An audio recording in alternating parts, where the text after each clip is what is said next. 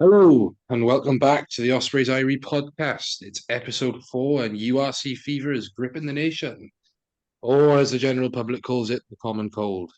I am James, and joining me are the usual suspects. Aaron, how are we? Fine, thank you, James. How are we? I am all right, mate. I am all right. And also joining us is the man of 1,000 podcasts. Yestin, how are we? It's my third of the week, so it's a little bit off 1,000, but yeah, I'm okay, albeit tired. I think at this rate you will be about 1,000 on the weekend. How was appearing on the Godfather podcast, the Big Boy podcast, the rap? Yeah, it was a bit surreal to be invited on. I thought this is my time to shine, and yeah, no, good fun, and enjoyed myself. And obviously, the Welsh language podcast, which was recorded before this one, so I might be a little bit tired, but as always, it's a new season in the URC, and I'm looking forward to it. I've been gripped by it, so yeah. How was our weekend, folks? Darren, how was your weekend? Yeah, fine, thank you. Got a stinking cold, so still battling away, but must go on in it. So yeah, fine, thank you. And yes, then I can't imagine next weekend from a rugby point of view.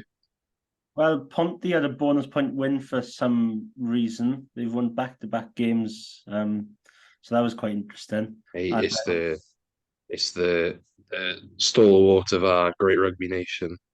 yeah, and but the World Cup quarterfinals were seriously impressive, so I could recuperate from my illnesses of last week and just enjoy 3.5 quarterfinals.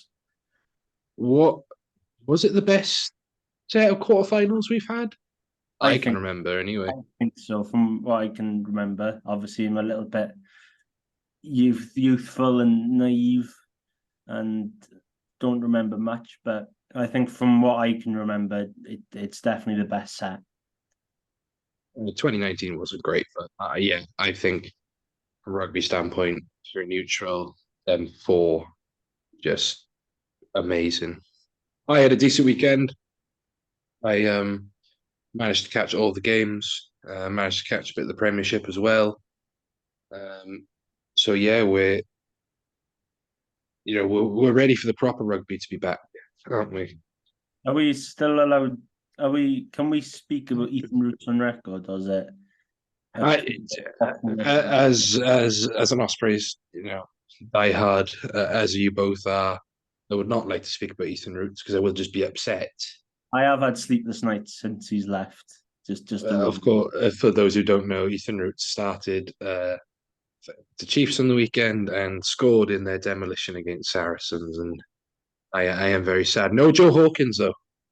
No Joe Apparently he's Hawkins. injured. There's no surprise there. That bloke is always injured. We're still on a youth contract with Dexter as well. So, speaking of the weekend and speaking of the quarterfinals, we have to talk about it. Wales v Argentina. What's our initial thoughts, Darren? What did you think of the game? Well, I was working, unfortunately, but someone was kind enough to keep us updated throughout the game. And then when I got home, I seen some highlights. And I won't go into too much personal, but I heard that a few Scarlets players did mess it up for us. But I won't go. I'm not being biased. I don't want to upset anyone. But yeah, but no one like I said last time, no one expected us to get out of the group because we had Australia and Fiji. We managed to get out of the group. I think we did well to get where we are.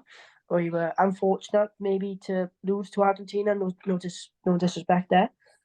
All the best to them on the weekend. But yeah, and it's been confirmed that well, not officially confirmed, but Gatlin looks like he's staying until the 2027 Australia World Cup. So that's good news. So it gives him more chance to blood some youngsters in, and hopefully go one step further in the next World Cup. Stan, what about you? What are your thoughts on Wales v Argentina? Yeah, it's probably an opportunity missed, but I always felt that Argentina would do a performance. I think if you look over the last, well, certainly the World Cup cycle where Czech has been involved, you don't beat the All Blacks twice by pure luck, and you don't perform at that high standard and not keep. They're a bit inconsistent. They they beat Australia in the summer, but then they narrowly defeat the Springboks. They lose by a point, and that's a game which Boffelli doesn't play in. And I think if Boffelli does play in, they probably win. And you're thinking, oof, how close they pushed that. And I think everyone kind of looked at Argentina from what they were against England, which I think many would have probably fallen into that trap, because Argentina were very poor that day against England. And obviously Ford kicked the living daylights out of the rugby ball and kicked all the points. But you just knew there was something in there for Argentina, that they were going to give a big performance. And unfortunately for Wales, they did catch especially the second half. They did catch a very good Argentina side, I thought. Yeah, I agree. I think the beauty of us recording on a Wednesday is I've listened to the rugby podcast that I do, and I think a lot of my thoughts were confirmed. I think Wales, for that first probably 30 minutes, dominated that game. We looked on top, we looked sharp, and then I think it all just fell apart. I think that from the Josh Adams drop on the shoulder into the Argentinian player, I think it just went downhill from there. As much as I like ragging on the Scarlets players, there's no point pinning it on Costello, or I think a lot of people are talking about Elias as well. But all three of us are big Adam Beard fans. But at the end of the day, he does call the line out. And there's got to be some blame shared between both players. On that though, did Gatlin get his selection wrong? Do you think maybe he could have brought Elias on later? Do you think maybe Elliot D would have been the safer option? These are all things that have been discussed. Personally, I think he did really well when he came on. He gave away one stupid penalty, but name me someone who didn't make a stupid mistake on Saturday. That could have been anyone. I thought he carried well. I thought, I'm not sure off the top of my head if he did miss any of his darts, but I thought he played really well. And that's not to say Elias didn't play well, but it's just really hard to escape the fact that between Elias and Beard, that first one, which I think was an overthrow, it killed the momentum of the game. And actually, it's really weird to say that Wales performed worse than a Wales backline, because I actually thought the backline played really, really well. And it's clear to see that Alex King, having had that extended time with the squad, you can really see what he's bringing to Wales. There's some lovely wraparound plays, not wraparounds in traditional Sexton mould, but a lot wider. You can clearly tell Wales have been keeping something back. Problem is, maybe they should have used it against your Georgias, so it wasn't as fresh today. So it wasn't something that they were trying for the first time. Yes, Tim, what's your view on the Elias Beard situation? Where do you think the blame lies, in the hooker or the line-out call?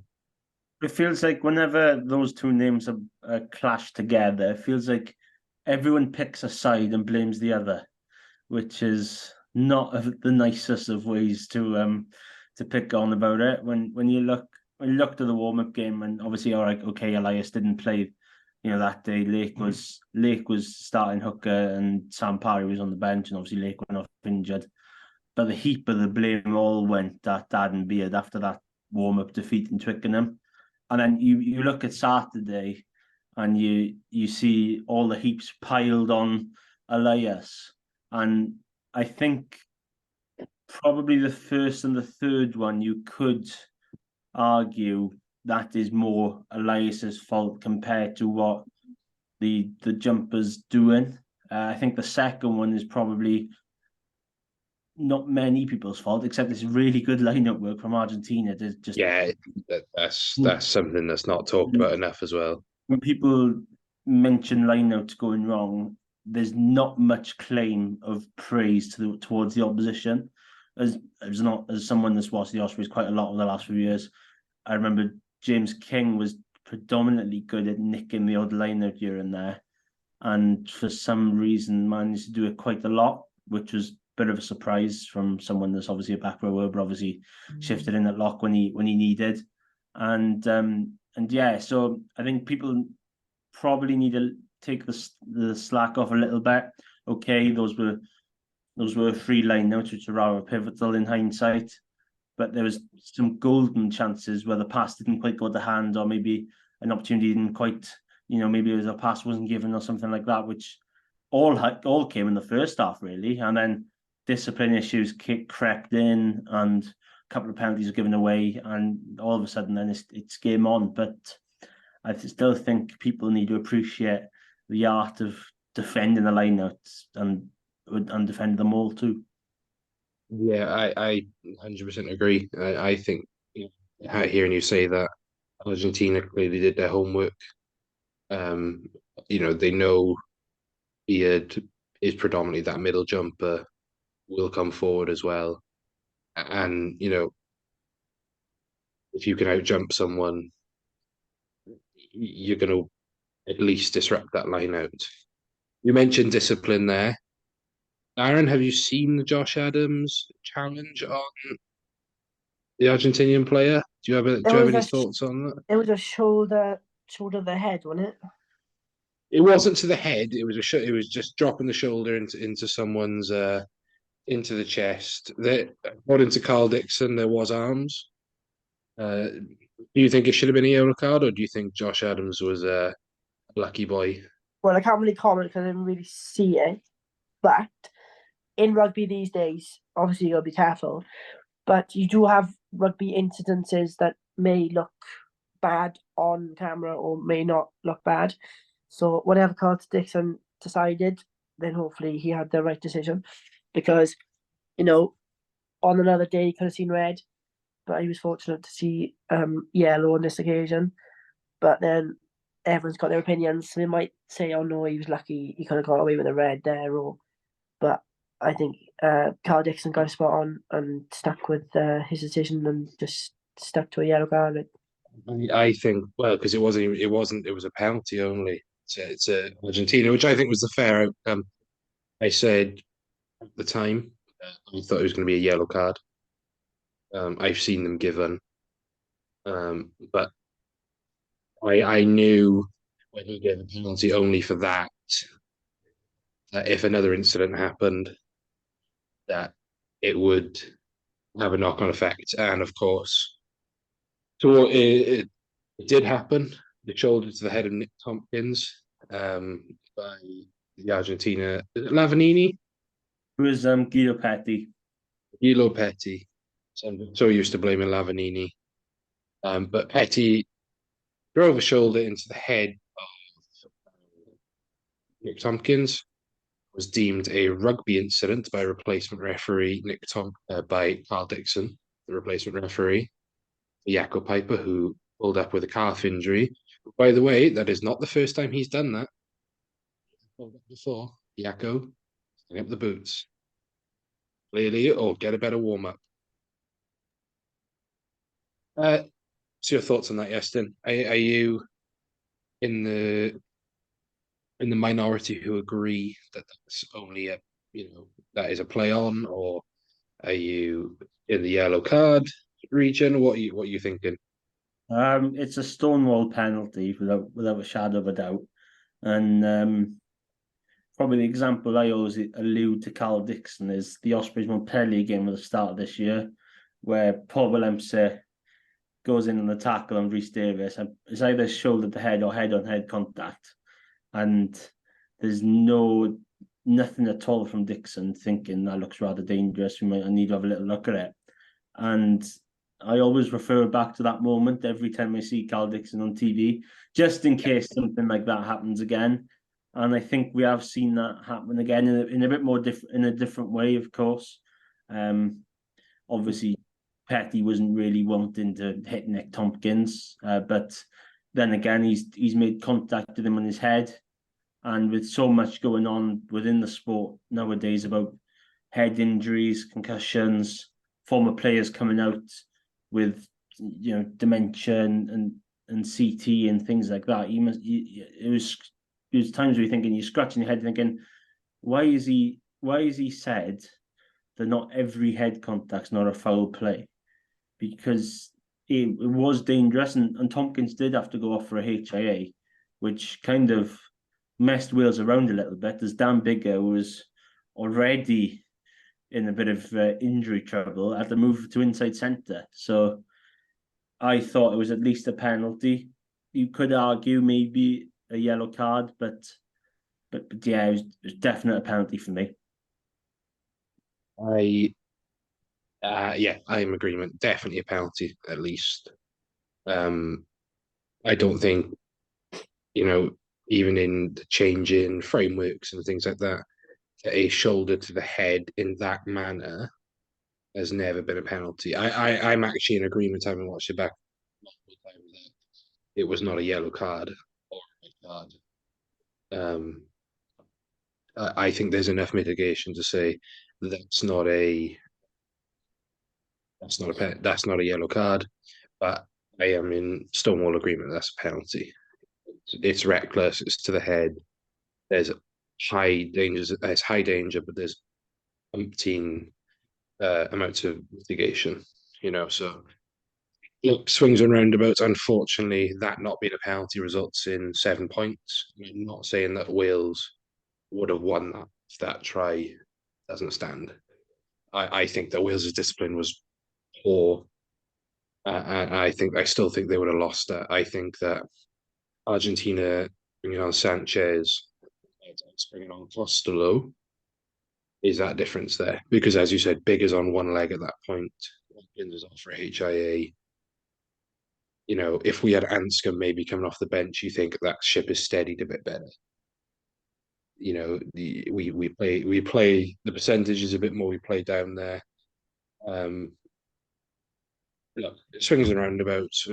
Argentina were by far the better team for 45 minutes that game, and full credit to them. And I hope they go out and give a good account of themselves against New Zealand. Do you think, briefly moving on, two more things about the Wales experience at the World Cup? Darren, do you think Wales have achieved what they set out to do in this World Cup? Or do you think they've underachieved or overachieved? What do we think? Well, obviously, I don't know what they went in with a momentum of where they wanted to finish, but I think from someone from my background, looking in on from a sports point of view, I reckon that they achieved something together, because no one expected them to get out of the group. So I think to go this far in the World Cup, with everything going on in Welsh rugby, I think we achieved something together, and going into the next World Cup, hopefully we can go one step better and blood some more youngsters in, and go into the World Cup with more expectation than we did on ourselves this year. Yeah, I think that's pretty fair. Yes, then, are you in agreement, or do you think that there's a opinion about what Wales have actually achieved at this World Cup? Yeah, I think at the start of the year, I think I'd have been relatively pleased with the quarter-final finish. Okay, at some stage Saturday afternoon, I was a little bit disappointed that they didn't capitalise on the start that they had to progress through. So it's an opportunity missed, but on the flip side, it's definitely a good World Cup for Wales in terms of they've managed to reach the knockouts. Many people thought that Fiji and Australia would beat them in the pools, and they've beaten that, and they give a really good account of themselves in the quarterfinals, albeit Argentina pipping them to the post in many aspects. It's a good foundation of what Gatland probably wants to be, and hopefully they can build on that over the next World Cup cycle, blooding quite a few youngsters, and hopefully by 2027 it'll be maybe aiming for a little bit higher, potentially a semi-final or touch wood a final. Yeah, I think I'm in agreement there. I think for me, my expectations are pretty low. It's this World Cup. We're not in a good place as a squad. I think the warm-ups helped with that a bit. I think the squad settled down a bit with Gatlin coming in, chopping and changing the pivot. Harley mentioned on the main pod this week. I think it was only Adam Beard really who played under pivot, and Nick Tompkins, who Nick Tompkins and Will Rowlands, two of Wales' best players at this World Cup, were pivot finds. But Gatlin bringing in, steadying the ship. He tried some new players this World Cup cycle in the last 6 months. Azarati, Obachowski, Costello, Keith, players like that, and who I'm sure will come back in the fold. That leads me on to where do Wales go from here? Obviously, not really counting the Barbarians game at the start of November. It's a pretty thin game. Alan's already said that from the World Cup squad for the game. I don't want to look too far ahead to the Six Nations because I think it all depends on URC form for a lot of these players. But does Gatlin go gradual in his rebuild, or does he get that squad and get in, new players? Darren, what do you think? I think he should look at the young players that are there now or thereabouts, like your Azaratis and your Lakes. Maybe keep a Dan Bigger in. Not quite sure. Dan Bigger's retired from Oh international yeah, sorry, rugby. my bad. I forgot. You're telling full of cold and forgetting who's retired. Who hasn't retired. My bad. Hopefully, we see a few more youngsters given a chance. Hopefully, by the time the next World Cup comes around, maybe Costello will be first choice. Who knows? Because I think seem to be running out of tens in Wales at the minute, don't we? Or it might be, or we might even see him at fullback. And yeah, I reckon going to the Six Nations, I reckon he should keep most of the youngsters that he's had in the World Cup. Maybe see Plumtree go in there. Hopefully see Kieran Williams in there centre, giving him a chance in the Six Nations. Prove, he's not just a regional centre. He can actually do it in the for the big time for Wales. But yeah, we just gotta look at the next World Cup starting in the Six Nations. Yeah, Stin, what about you? Gradual rebuild, or does he get that squad? Yeah, there's probably a few problem positions. As we mentioned, 10, it feels like Sam Costello is the only one we've got left, even though there is obviously other options.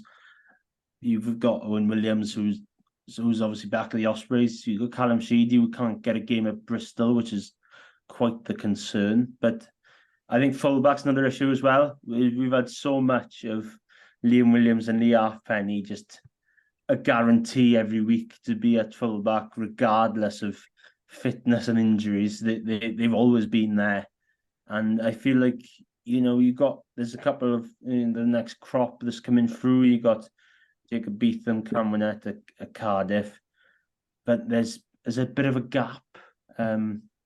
Where you've got the proven internationals and the experienced ones like Liam Williams, Halfpenny, and then you've got the ones then who might not have had enough game time at regional level to be thrown right into a test match situation. So it's going to be interesting to see how he plays it out. I think he'll have quite a few youngsters involved into the next World Cup. I think he's shown that by his training squad. He obviously put a few youngsters in there and a few people who's going to be exposed to international rugby for the first time, like Azarati, Domikowski, and players like that. And they just, I think the next 4 years is going to be a gradual build. They're going to miss Dan Bigger, and everyone in Wales is going to miss Dan Bigger. But it's an exciting time to see what's next and who's going to be coming in and coming through. Yeah, I think for me, I think you've got that squad. I think that A lot of these boys, Biggs, Sanjay, Chicken, but they're gone. Right, Liam and Gareth haven't retired from international rugby, but they can't play the Six Nations. Bigger's gone. You have to imagine that Penny is done. Same with Idiot. These boys, they're well into their 30s now. I think that they're out. I think it's a really big opportunity for at fullback Tom Rogers. Unfortunately, Matthew Morgan, who did announce his retirement just mere hours ago. So Andy Howell, if you are listening, and I know you are, I'm sorry. There'll be no nipper at fullback for you. I thought you wanted them. Oh, you wanted him at 10, did you? Oh, that's even worse. I think it might have been at 10. I can't remember. I remember the entire debate about it, but I thought you wanted him at 10. I'm gonna put a prediction out there that we see Dan Edwards in a Wales camp at some point in the next year. Not necessarily in the squad, but there definitely is some sort of like Eddie Jones apprentice type player. I think we're really, really thin on tens of quality. Will Reed, I don't think is there yet. I think he's another one that we'll definitely see there as an apprentice. But I like Will Reed. I liked what I saw of him against the Ospreys last year. He takes it to the line really well. I think, Sheedy. I still think Callum Sheedy should have made that move to Cardiff. Maybe he will next year. I think Owen Williams will probably see in that 10 shirt in Six Nations. Would I want him to? He's 31 now, 32, something like that. He's not been his best in a Wales shirt. And does he suit Alex King's playbook? Look, there's all these different things. I think we're looking good in the pack five, especially Rhys Davis, David Jenkins to come in. In the back row, Chris Chunza. I think we'll see Morgan Morris in that Six Nations squad. He rarely has a bad season. Will Griffiths can potentially work his way into that squad. He's a very versatile player. Gatlin likes that. And then up front, look, tight head, we know we're still on the ground at tight head. I have my problems with Azarati and Leon Brown. But Leon Brown is a Six Nations winner. And he was raw then, and he's got a run of games now where he's effective in the carry and he's good in the set piece. That's it. That's all Leon Brown has to prove, I think. And then I'm going to be controversial. Rhys Henry for Wales. We haven't got any tight heads, right? Thomas Francis won't be around forever. Neither will Henry Thomas. Rhys Henry for Wales. Get it trending on Twitter, on X, whatever you want to call it. Hashtag Rhys Henry for Wales. Yeah, that's quite a shock. But then again, thinking about it, there's not many props that can play on both sides, like Rhys Henry can. So you never know. It might be another apprenticeship style Gatlin selection that he might do a Rodri Jones and just tell him to pick a side and stick to it. Like Rodri Jones somehow got all them gaps to Wales. I don't know how he did. But that brings us to the end of our Wales v Argentina review. We won't talk about the other quarterfinals. They were amazing. But we'll leave that to the Irish podcast. I'm sure they have their views on New Zealand's win against Ireland. Let's get into the proper rugby. Let's get into why we're here, the Ospreys. Mixed pre-season, a long pre-season.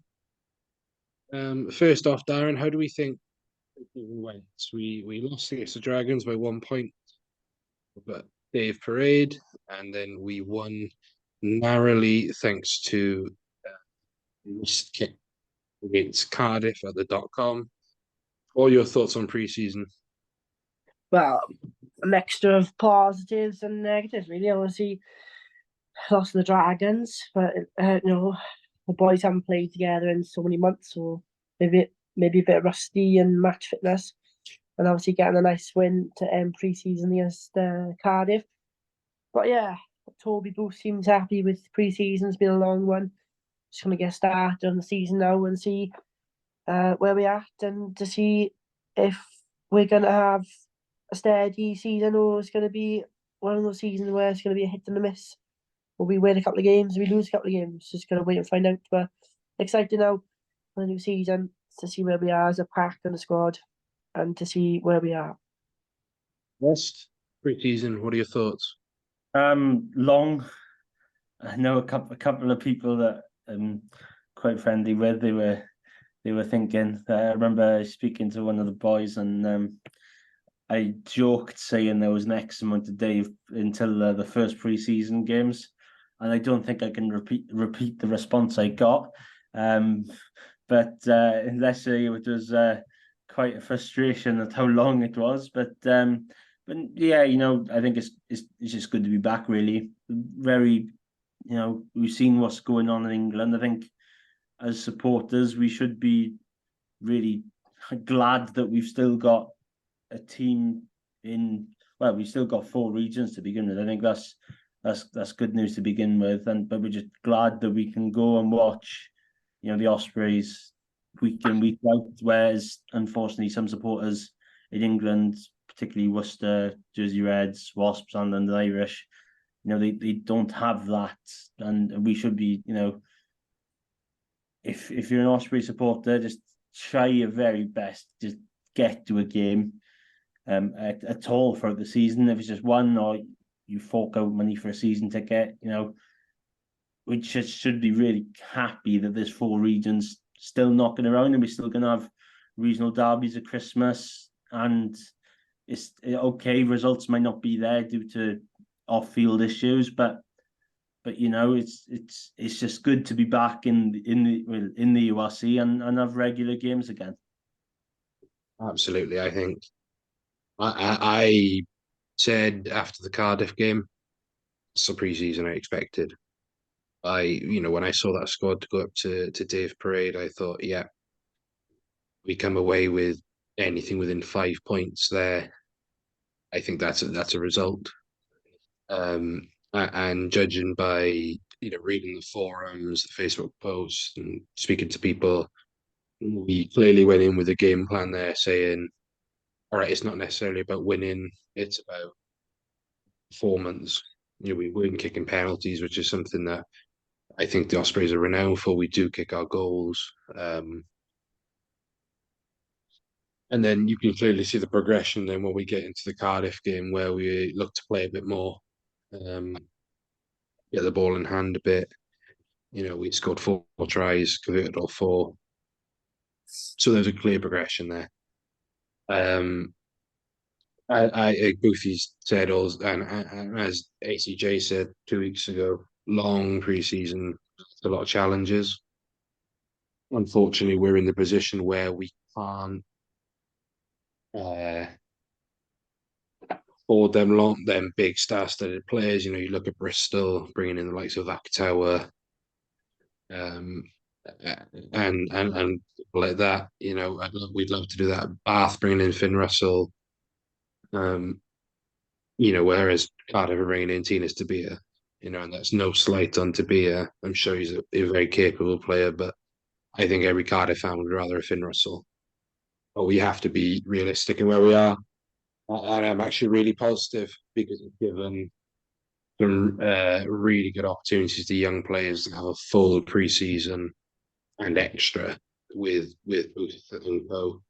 The likes of Rodri Lewis, Cam Jones, boys who are not even in the necessary fringes of the European squad, but they've been in and around that environment. Lewis Jones, Fender, Tristan Davis, boys like Harry Houston, who probably next season are going to make that jump into regional rugby. It gives them that opportunity, gives them that stepping stone. And then you've got the likes of Morgan Morse, Dan Edwards, boys who've been in the 20s this year, ready to make that step.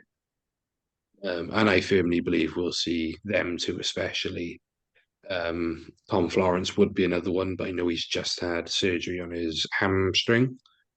But it would them three would definitely be the ones where I thought, yeah, you'll see them in an Osprey shirt semi-regularly this season.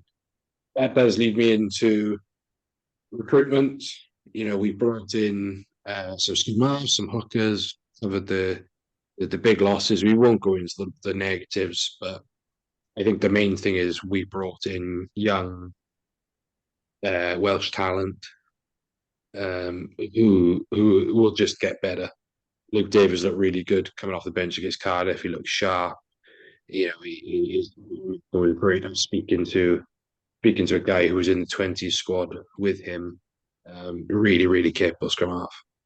And I think that competition with Ruben this season will be a really, really good thing for us. Let's look to the weekend. URC is back.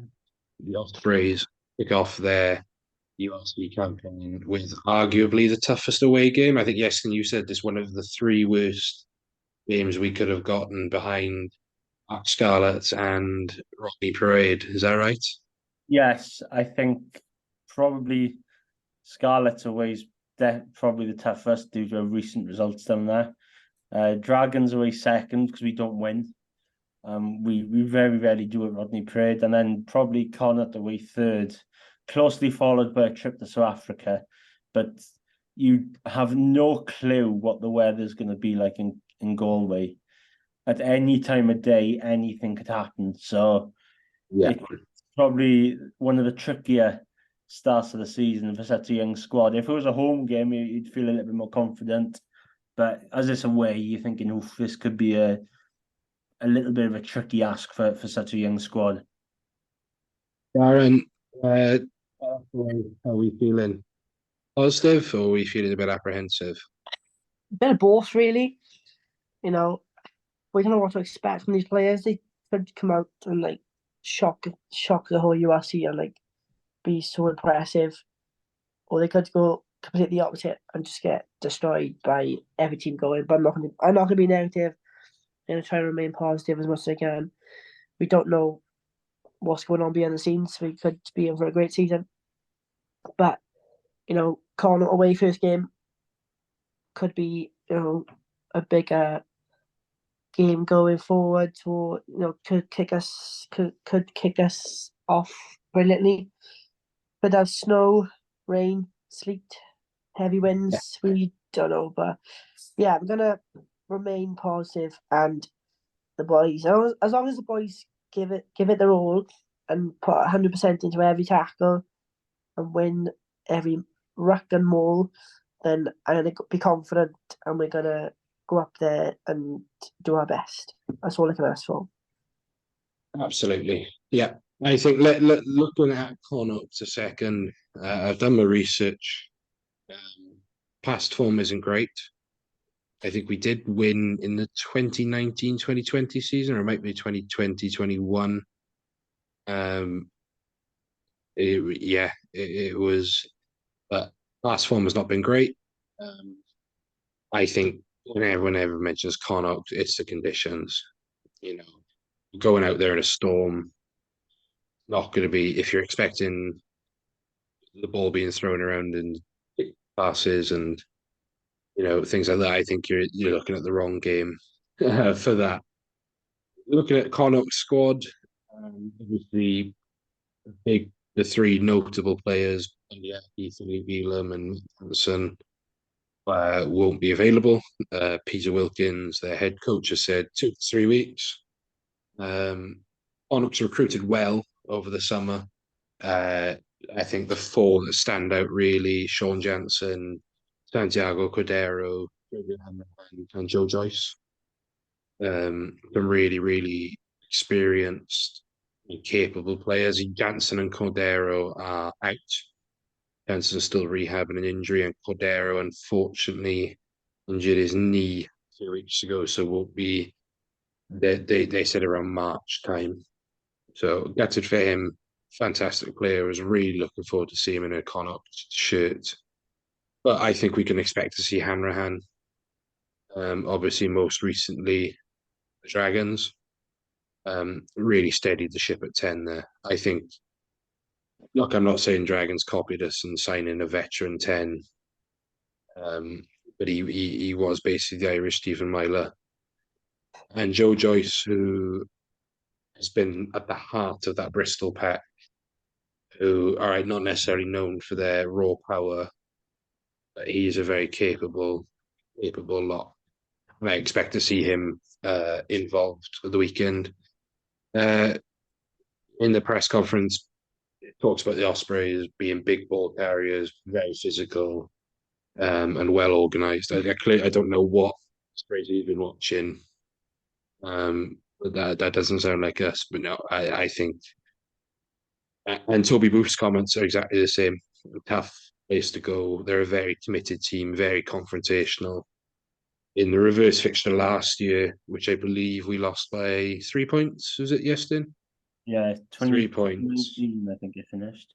They were very confrontational. I think we are really excited for this weekend. I think we've got a more than capable squad to go out there and get a result. And it all depends on how far we've come.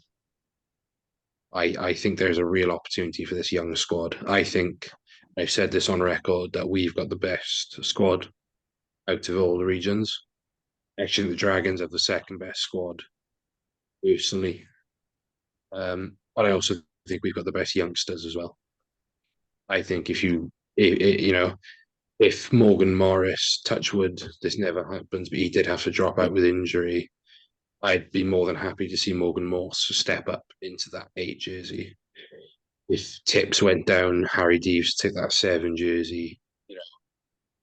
If Owen goes down, Jack Walsh will step up with Dan Edwards then coming in at that backup 10 slot. I wouldn't be worried going away. Connacht, I think these boys play for the badge. They believe in the journey. And hearing every time I hear Toby Booth talk, I'd run through a brick wall for that man. Who do we think is going to be named our club captain this season? There's been club captain naming week. Ollie Griffiths has been announced as the Dragons captain. Josh Turnbull has been announced as the Cardiff club captain. And Josh McLeod, the Spanish Steve Tandy, has been announced as the Scarlets club captain. Who do we think is going to be named our club captain this season? Darren, who do you think? I'm not too sure. Hopefully, I hope it's Morgan Morris. Okay, left field. I like it. Yes, then. What about you? I don't know if I'm reading too much into this, but if we go back to August, Toby Booth tweeted something about Jack Morgan and about him being captain. I think it was for the Wales' first World Cup warm-up. But I still think it'll be Tiprick. That's what I think. I think Ips will be named club captain. I think the temptation to name Jack as captain is there. But I think with Six Nations coming around, he'll be involved in the Barbars match. Tiprick is just the logical option. You've got leaders in that squad. Rhys Davis, Nicky, he's not with Wales, Will Griff. I could see Ruben maybe captaining at some point this season if it comes to it. So I definitely think Tips will be that leader going forward. Let's look ahead to the squad then. I did ask you to do your homework, lads. Squad predictions for the weekend. I will go first for my 23. I think that Toby Booth is going to take out Garen Phillips at 1. Sam Parry at 2, Tom Boulter at 3, Rhys Davis and Will Griff in the bowling. Harry Deeves, Justin Tipperick, and Morgan Morris in the back row. Ruben starts at 9, Owen Williams at 10, Kieran Williams at 12 with Don Morris at 13, and then Keelan Giles, Matt Prothero, and Max Nagy make it my back 3. On the bench, then, this is where it gets a bit tricky. Ethan Lewis, replacement hooker. Nicky Smith, if he is available, goes straight onto the bench. I'm going off having many minutes at the World Cup. I think he played less than 100 minutes at the World Cup. But from my understanding, Wales players will get 2 weeks off minimum, and it will be dealt with on a player-to-player basis. So the likes of Adam Beard, who played nearly every part of that, and Jack Morgan will get probably a bit longer. So in that case, I'll go Rhys Henry at Loosehead. Ben Warren comes in on tighthead then.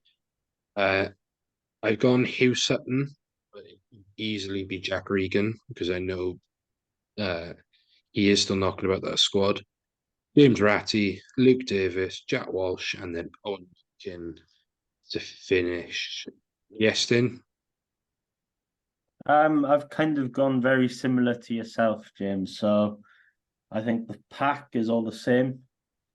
I think the only change I've got Luke Morgan in on the right wing instead of Matt Prothero.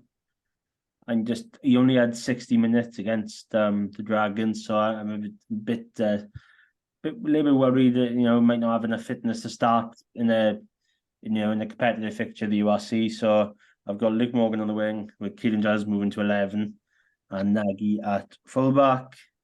And then on the bench, it's pretty similar situation to you. I think we did talk about this in the week. So yeah.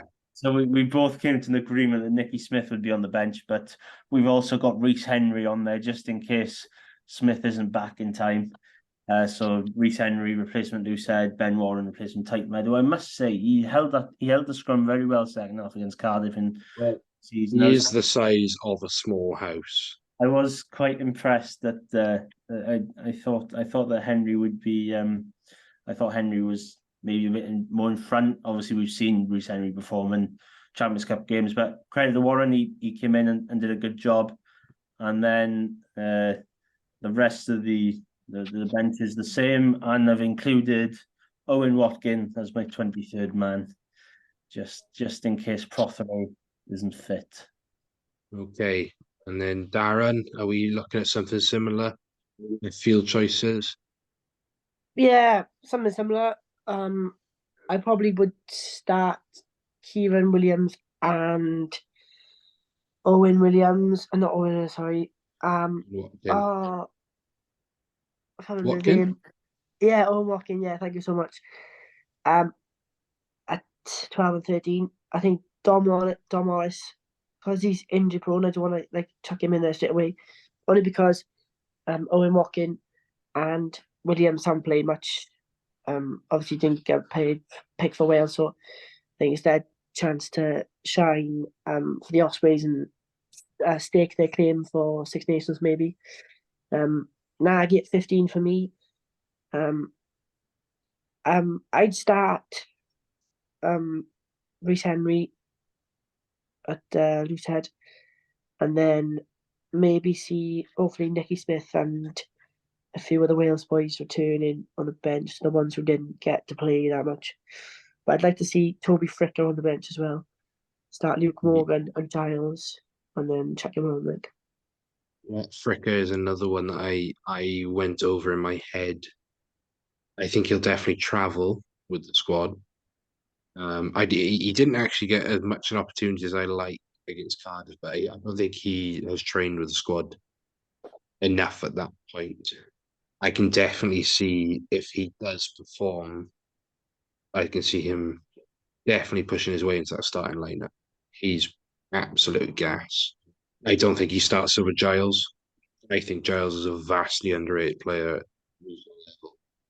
He makes his tackles. This is one. Defensively spacing, I think is brilliant. Obviously, we know what he can do going forward. Your Cabangos, your Pombias, your Tom Rogers. I think he's the original. He's been doing this since he was he was about 18 when he made his debut for the Ospreys. He played in that Dynasty under 20 squad, which won the Grand Slam alongside Ruben, who was still at Ysgol Gyfer at the time. Shout out Iestyn.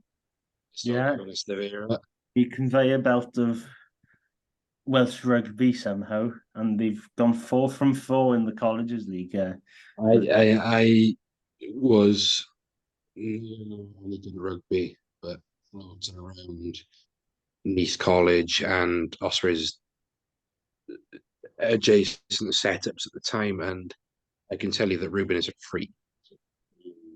He's the person I know. But yeah, that's a conveyor belt of talent. That'll be an interesting one. Battle between Luke Davis and Ruben going forward. Ruben obviously has the experience now, well over 50 caps for the Ospreys, new deal signed. His time to shine this season as the number one. No Webby anymore. So Ruben goes in at number one. Will Luke Davis oust him? I don't think so, but it's a really, really good chance for him. And then the other one I've got signing wise, I think has the potential is James Ratty. He comes back with a point to prove from Cardiff. Played well for Cardiff a lot. Did really well to go from being dropped by the Ospreys, picked up by the Rags in Cardiff. Played really well, earned himself a contract, and then played in a glutton back row. I know he played a bit of second row as well, but where does he fit into that back row, Iestyn? Or does he come off the bench? It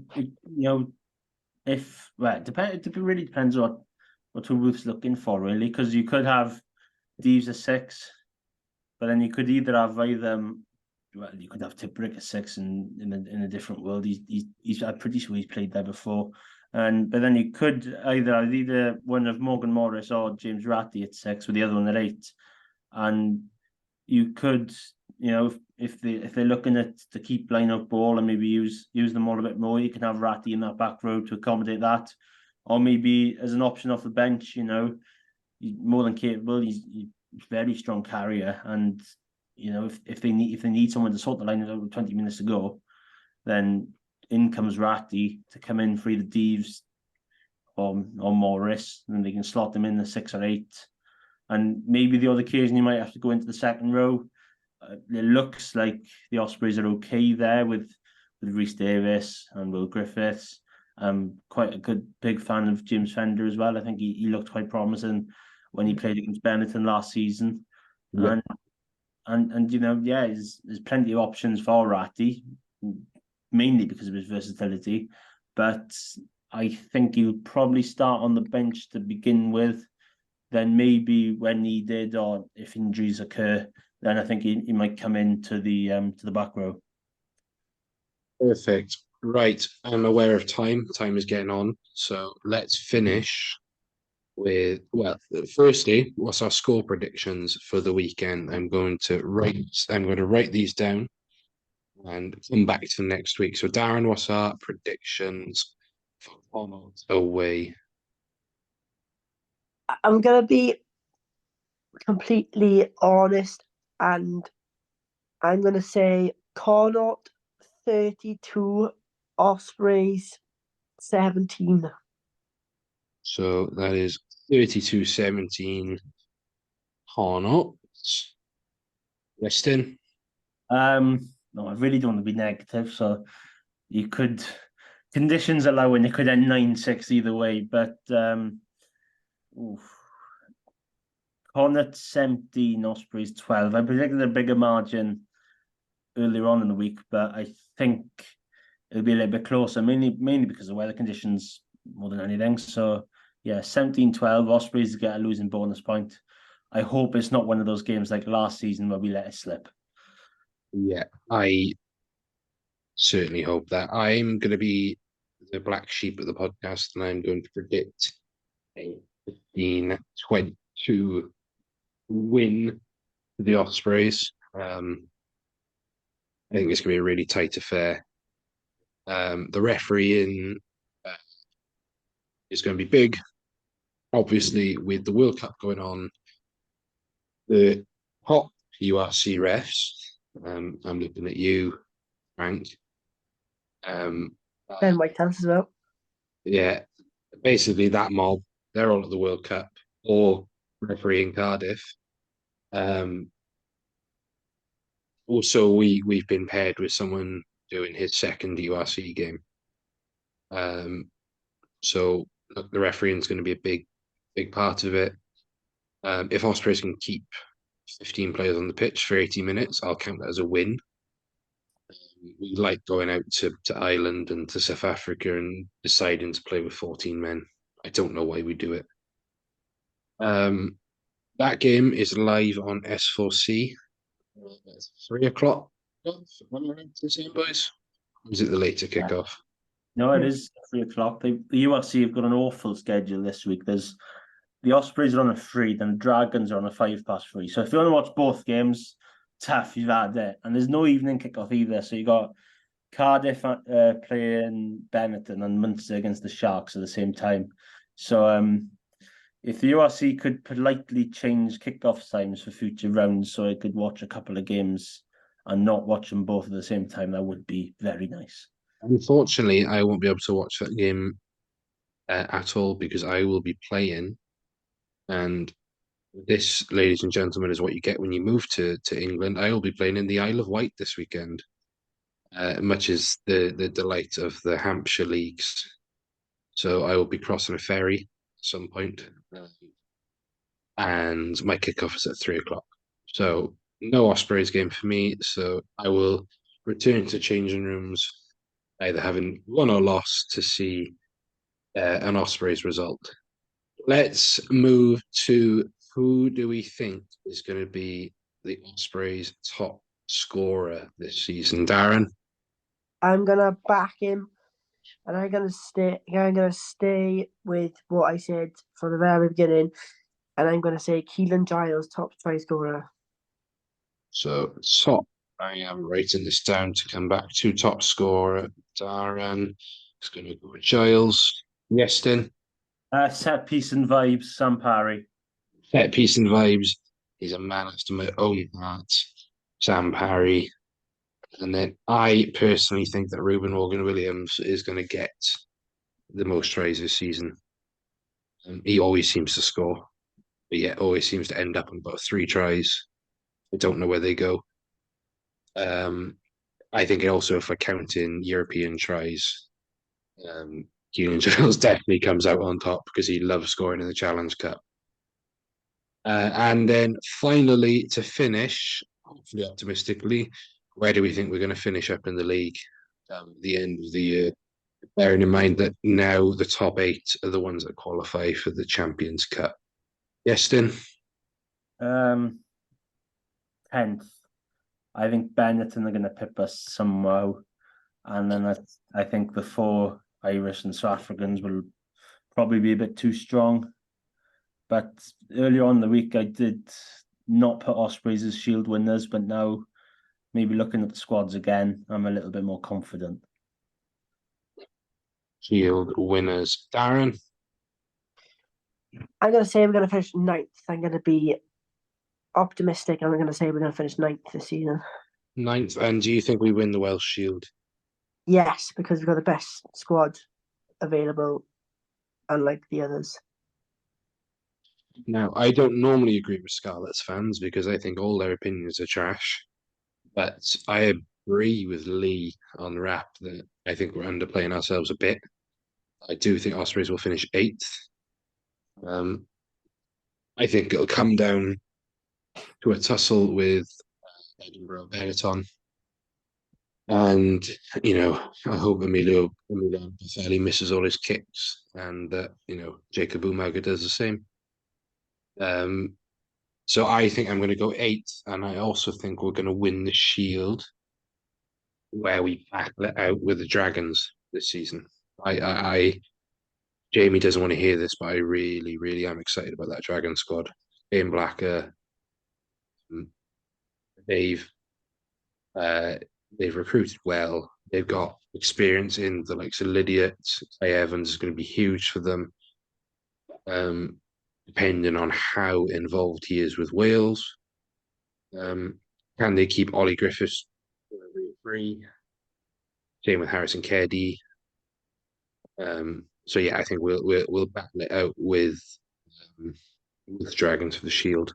So 8th, 9th, and 10th, are pretty consistent.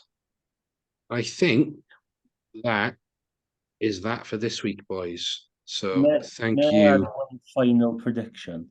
Oh, hello. That the European curse will end. I think we'll win a knockout game in Europe. Ooh. You think we'll win? Write that down. Knockout game in Europe. So who are our group games? Montpellier and Benetton, Montpellier, Perpignan, and the Lions. It's doable. Like, stranger things have happened. If you'd have asked me before last year, I would have said we don't have a hope in hell. But we've beaten Montpellier. Well, let's not say we destroyed Montpellier. In France, we've swatted away Leicester, who are a shell of themselves now after being demolished by us last year. And Benetton we've beaten before. Perpignan I forgot still existed. The only one I fear there is the Lions because we played them away. Yeah. I don't think we've ever played the Lions at home. We have. We have. Oh yeah, we did, of course. And we lost by a point. Please. Oh yeah, I forgot about that. Thank you, Jack Walsh. I don't even think it was Walsh's fault. I'd been brutally honest. I know he missed the penalty that night. He did. He did. He missed that penalty, but I love him. I love him with all my heart. I'm putting the blame on Reece Webb myself. I think that's a fantastic place to end it on. Gents, thank you so much for giving up your evening. As I said, UNC fever is gripping the nation. Aaron, I hope you recover. Thank you. We will be back same time next week to dissect the Connacht versus Ospreys game. Have a little chat about the other regions as well, briefly. Maybe just gush over Reece Henry a bit more. So I've been James, joined by Darren and Yestin. That is the Ospreys Eyrie Podcast. Thank you for listening.